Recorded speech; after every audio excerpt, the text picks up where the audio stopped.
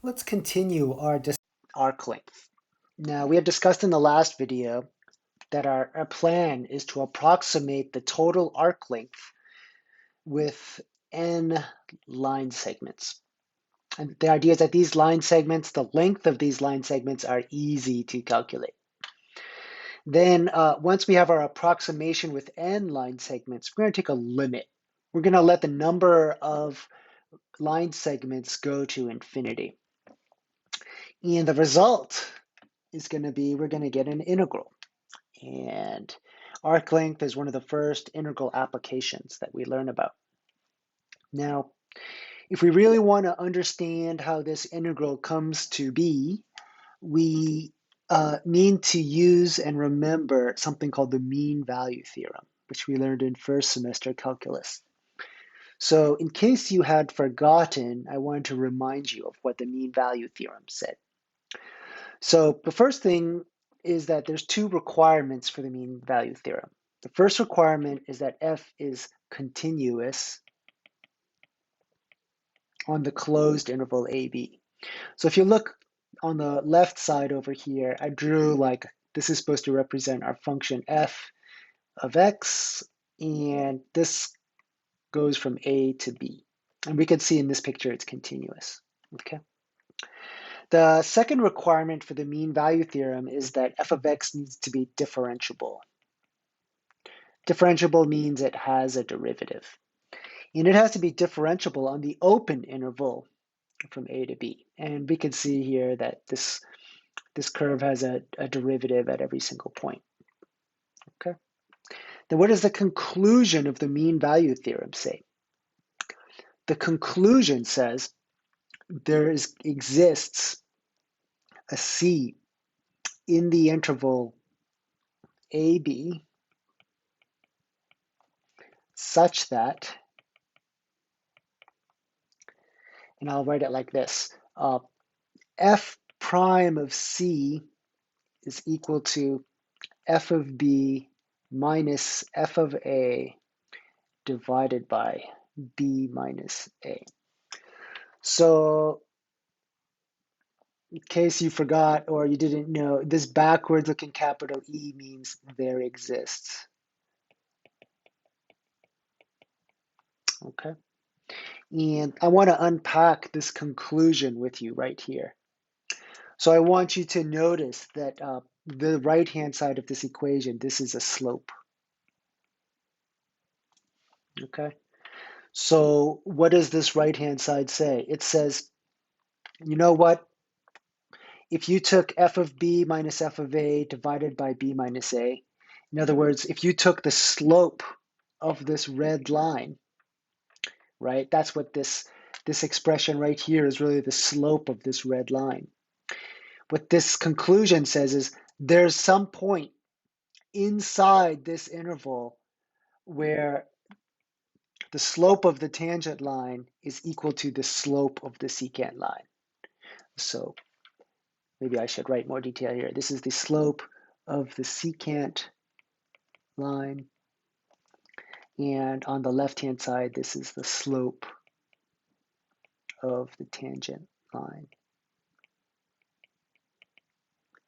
Okay. So in this particular example, a picture I drew on the left here, I can see that if I put my point right here, it looks like this C that I've labeled in green here, that C, when I calculate the slope of the tangent line, that's parallel to, which means it's equal to the slope of the secant line in red. Okay. So now that we've reminded ourselves of the mean value theorem, let's use this mean value theorem to approximate our line segment.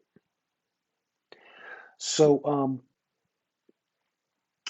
what I would like for us to think about is I would like us to look at this slope of the secant line, and I would like to remind ourselves that the difference of the y values is really what we call delta y. That's the difference of the output of the functions. And the difference of the input functions, the input values, I'm sorry, that's going to be delta x. The b minus a is delta x. So you could really think of this as delta y divided by delta x. All right. And I want to use that delta notation over here. So if we were to translate this, this guy is basically saying f prime of c is equal to delta y over delta x. And I can really multiply both sides by delta x and get delta y is equal to f prime of c times delta x. Okay, great. So in order to approximate our line segment, we need to look at the length of a line segment from pi minus 1 to pi. And we had labeled those 2 points earlier as xi minus 1, xyi minus 1, and xiyi. So when I subtract the x values from each other, that's how I get the delta x. When I subtract the y values from each other, that's how I get the delta y. So if I used my mean value theorem results and I rewrite that, I'm going to get the following. Delta y is equal to yi minus yi minus 1, and that is equal to f of xi minus f of xi minus 1. Okay. According to the mean value theorem, which I'm going to abbreviate MVT, we know that there exists, now in the theorem I called it C. For our purposes, we're going to call it xi star. So that's that point corresponding to C up above in the interval of my line segment, which is xi minus 1, xi, such that f of xi minus f of xi minus 1 is going to be equal to f prime of xi star times xi minus 1. All right. And just so that it's perfectly clear, this part right here, that's our delta y from the mean value theorem. This f prime xi star is playing the role of f prime of c, and this xi minus 1 is being played by delta x. Okay, so let's write this a little bit nicer here.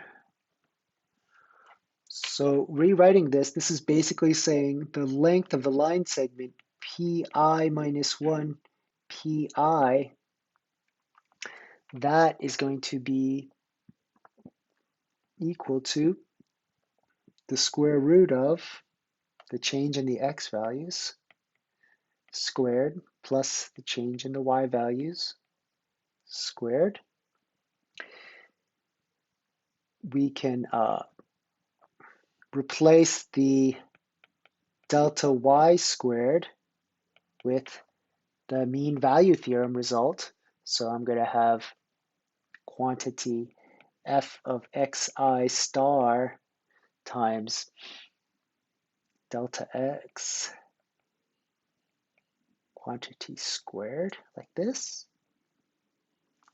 Okay. And I want us to notice a couple things. So we have a delta x and then we squared. I guess I'll highlight the square as well. And we have a delta x squared in the second term as well.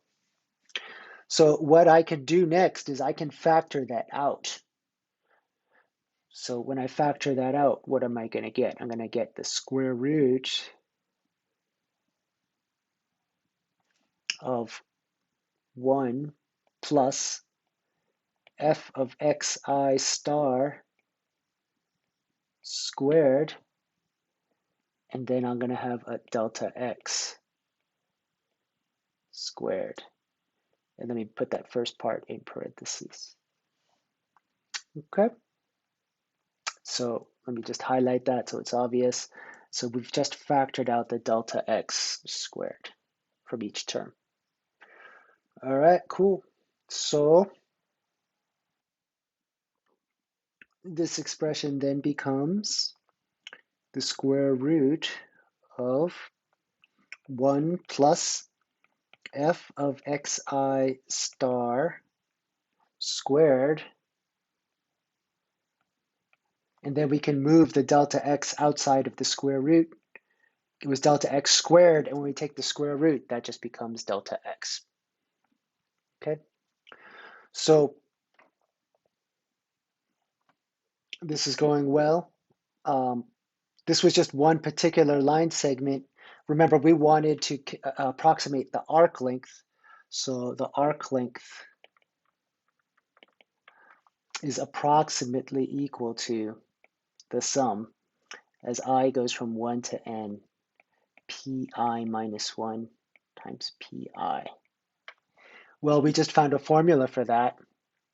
That's equal to the summation as I goes from 1 to n, square root of 1 plus f of xi star squared times delta x.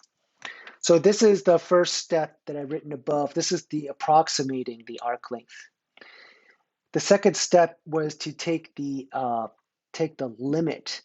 So this is the basic calculus idea. First you approximate, and then you take a limit as the number of segments goes to infinity, and that'll give us the true arc length. So we take the limit as n goes to infinity. That's the number of line segments goes to infinity. Summation is I goes from 1 to n, square root of 1 plus f of xi star squared times delta x. Okay? So sigma is the Greek letter for s. So let me write an elongated s here. Delta is the Greek letter for d. So let me put a dx at the end. And then when I go to write my integrand, that should just be the square root of 1 plus f prime of x quantity squared. I need to indicate that my integral goes from a to b, so I'm going to put an a and a b over here like this. And this is our arc length formula. Okay, so we'll usually call arc length L. So I'm going to put an L here. And this was the thing that we've been looking for. So let me highlight this.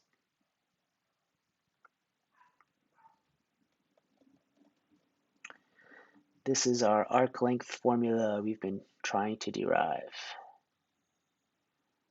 All right, cool. So I wanted you to know that there's another way that you could write arc length as well. So what we just used was functional notation. You can also write it using something called Leibniz notation. So it's just very similar. It's just 1 plus, instead of using f prime of x, we use dy dx, quantity squared, dx like this. Okay, so I feel compelled to highlight that one as well. So that's this guy. These are both really the same formula. I'll call this first one functional notation. The second one is called Leibniz notation. All right, everyone. This concludes our discussion about arc length. Take care, everyone.